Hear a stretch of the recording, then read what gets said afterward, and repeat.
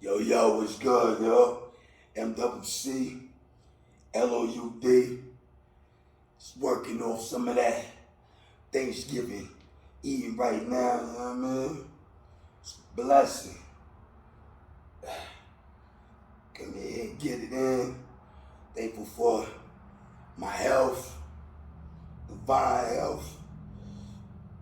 Thankful for family. Just all the blessings, man, you know what I mean? All the blessings. Thankful to God, you know what I mean?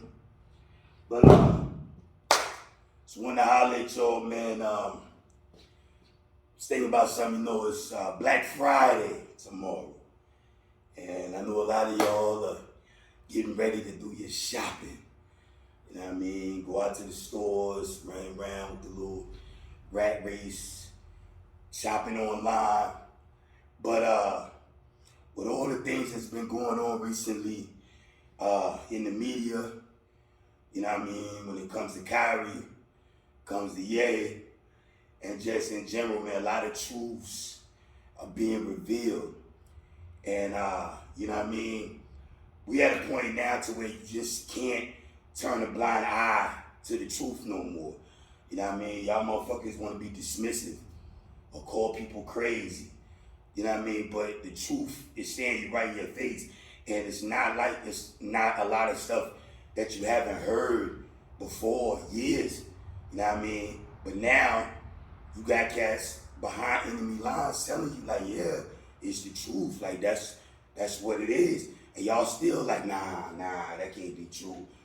Well, nigga, if they telling you it is, and they risking everything they got to tell you that, how the fuck you gonna dismiss them or be dismissive or call them crazy or not take heed? So I'm saying all that to say, we as a people, you know what I mean, nothing against nobody else because I got love for everybody, you know what I mean, but I'm addressing it, you know what I mean, to our folks, black and brown. We got power, you know what I mean? Like, our dollars, our consumer dollars, where we spend our money at, that's our power. And the reason why nothing ever gets accomplished for us, from what I can see and what I've been seeing for over the years, is that y'all are double-minded people. You know what I mean? Like, one minute you like, yeah, fight the power, da-da-da-da-da, Black Lives Matter. Yeah, but then on the flip side, you fall right back into the supremacy that you claim to be against, and you finance it with your black dollars. You know what I mean? Like, take me for instance, man. Like, I give you, my story. People always be like, oh, well, when you start a business or you start working for yourself, entrepreneur, like, you don't understand the grind, or you don't understand, the regular, working grind. And it's like, that shit don't even make no sense because most of us weren't born with silver spoons in our mouth. You know what I mean? We didn't come up, rich or affluent or anything like that. So, I've been working since I was 14. Had a job, you know what I mean? Like, when I first wanted my first, $100 tennis shoes, Jordans, this, that, third, all that shit I bought myself. You know what I mean? Because again, like, back in those days, your peoples weren't finna spend that kind of money, on those shoes, like how we buy our kids Jordans and all of that $200, $300 shoes. Man, you couldn't get no parents back when I was coming up to spend that kind of bread out on those shoes. You know what I mean? Hell, when you was young, certain age, you and your siblings might share shoes. You know what I mean? Up until a certain age to where whoever foot outgrew, whoever you couldn't do it no more, might share clothes, the whole nine. And our parents, they come from an even deeper struggle than that. They were struggling even more than that. But each generation, you're supposed to try to come up, and do better and better. You know what I mean? Surpass the last generation. But my problem is we don't pour into ourselves. You know what I mean? Again, going back to, being an entrepreneur or being in business, why do us as a people, we give each other such a hard time? And don't get me wrong, there's some fugazi ass black businesses out here that's just motherfuckers start something and be half-assing at their business or trying to get over, jacking up their price crazy and thinking, oh, you supposed to buy it because I'm black. Now, I ain't talking about that, but you got good businesses out here, startups, entrepreneurs, black and brown, that's really trying to do good business. They didn't go to business school. You know what I mean? They didn't go to college. They don't have a degree. But they had, the drive, the determination, and the faith to step out and try to live the so-called American dream. You know what I mean? And us as a people, we don't support, and when we do support, we give them such a hard time. And I've been through it personally, and I know a lot of black business owners that's been through it. You know what I mean? Because we don't, some of us don't fit the right aesthetic. I'll use myself for an example. Like, when I was working and I had these jobs, I was the same person I am today as I was then, except I just clocked in, did my hours, got a check. But, I don't know per se how to, deal with the public in a certain kind of way, or, I'm learning. You learn as you go. But our people give us such a hard time. But what I don't see is you give them a hard time. Again, going back to the Black Friday, those big corporation businesses, they're not rolling out no red carpet for y'all. They're not jumping through no extra hoops or doing nothing special. They line you up outside in the line before the doors open like cattle. You know what I mean? They got stuff sectioned off, and when they open the door, they let you run through like the cattle do when they been here, led to the slaughter, and they let you spend your money and buy a bunch of shit most of the time you don't even need. Motherfuckers been going to Black Friday sales for years, buying how many TVs you need. Back in the day, it was TVs, DVD players, this, that, and third. And it's like now, pandemic ain't taught you nothing. When you couldn't go nowhere, you shopping, buying shit to do what? And ain't nothing changed yet, everything back open, but you didn't gain any wisdom during that time to where, I don't really need to be spending no money on that. Where can I invest this money into something better? You know what I mean? Invest this money into myself. Invest this money into my health. You know what I mean? Invest this money into the stock market. Invest this money into my own business. Or invest this money into a family member or somebody that that's in business. You know what I mean? Like, again, we always asking, well, they don't ever do this for us. They're not gonna do it. Doesn't matter who gets elected. Right now in Georgia, it's the Warnock Hersh. It don't matter who get elected. It don't matter whatever policies are enacted or they writing up legislation. It's never for us in mind. We're not in mind when they do any of that stuff. So why don't we take care of ourselves like the Indians do that come over here? You know what I mean? The Arabs, the Asian folks. And I even get in Mexicans. I don't work with Mexicans. When I had landscaping jobs and stuff like that back in the day, I worked with them cats. Them cats stick together. They'll ride together. Some of them will live together. The wives be at home. They take care of the kids. Ain't no daycares, whatever. You know what I mean? Like, they work together as a unit. Arab, same thing. I went to school with one. You know what I mean? He was a goofy in school or whatever. Everybody used to mess with him, bully him, whatever, this, that, and third. But now some of those same cats that used to clown this dude, his family own hotels, they work for him now. You know what I mean? Because his peoples came over here, immigrants or whatever, but they worked together. All the family stayed in the hotel back in the day. Nobody had a crib. The whole family stayed in the hotel. They all worked there. Whether it was housekeeping, whether it was front desk, whether it was whatever. But now they bosses. Now guess who they got working for them?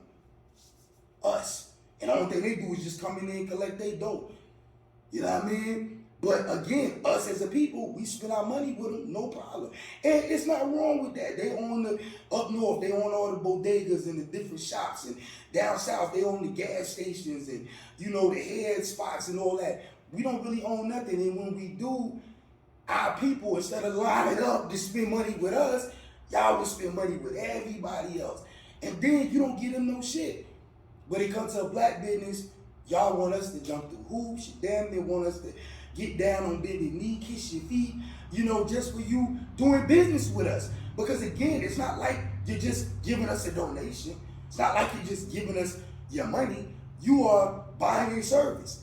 Now, if you're not getting the service that you're paying for, I understand. But some of y'all are just extra.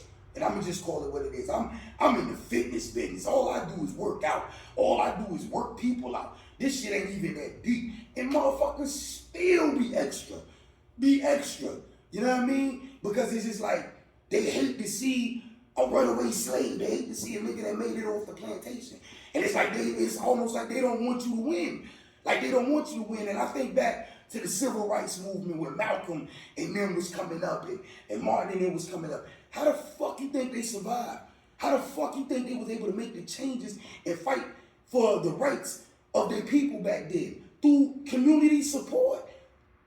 You know what I mean? When they boycotted the buses. You know what I mean? When they was making donations. That's how those movements were able to thrive, is because the people in the community that was working, they invested into those movements. Martin Luther King Jr. ain't worked nowhere. What job he had? Where Malcolm? Malcolm wasn't working nowhere. He wasn't pulling 40 hours nowhere, but he was working for us to where it cost them their lives ultimately. But think back then if those people had been like a lot of the people now.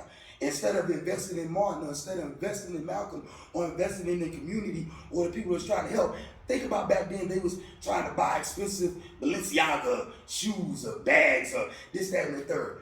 Like, man, we'll be worse off than where we at. And we ain't that better off. Like, you know what I mean? Yeah, things that came up a little bit better for us, but come on, as a community, man, we lost as hell, man. We all over the place. You know what I mean? Ain't no structure, ain't no guidance. Like, we sit online all day fighting against each other with the battle of the sexes. What a man is supposed to do, what a woman's supposed to do, what I'm not gonna do, and all that. We can't even get our relations together and our family unit together.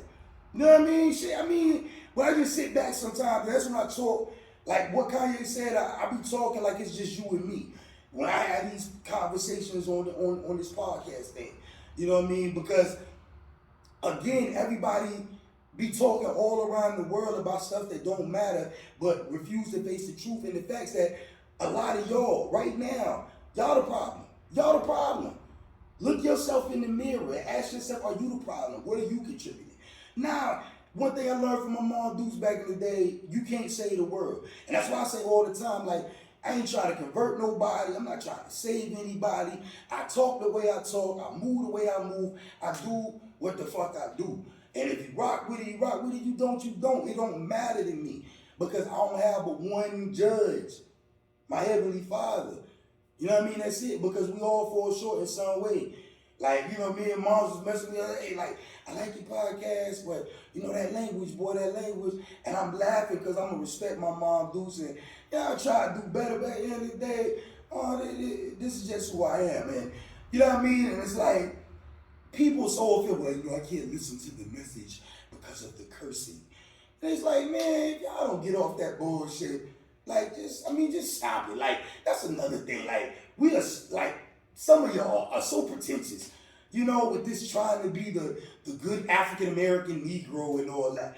Like, that makes you better, or that makes you more acceptable.